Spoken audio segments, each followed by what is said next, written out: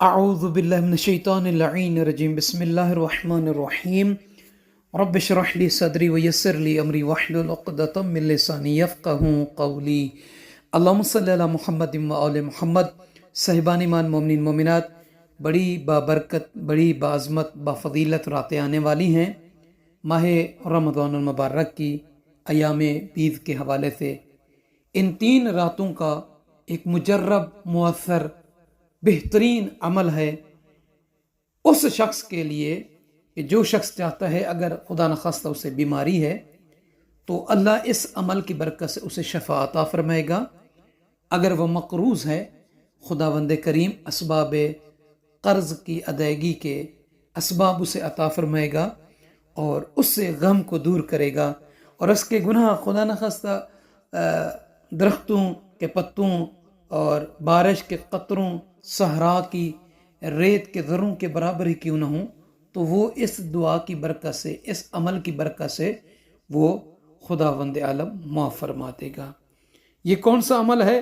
یہ عمل ہے دعائے مجیر کا، اور یہ کس نے بیان فرمایا ہے؟ اللہ کے نبی حضرت محمد مصطفیٰ صلی اللہ علیہ وآلہ وسلم سے اس دعا کے عمل کو نقل کیا گیا ہے۔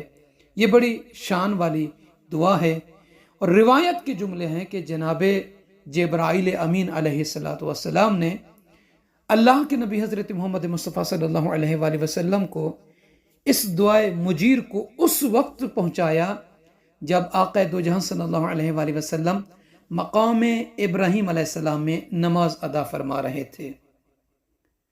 روایت میں ہے، اس کی فضیلت میں ملتا ہے کہ جو شخص اس دعا کو ماہ رمضان کے ایام بیض میں پڑھے تو اس کے گناہ معاف ہو جائیں گے، چاہے وہ گناہ بارش کے قطروں، درخت کے پتوں اور صحرا کی ریت کے ذروں کے برابر ہی کیوں نہ ہوں۔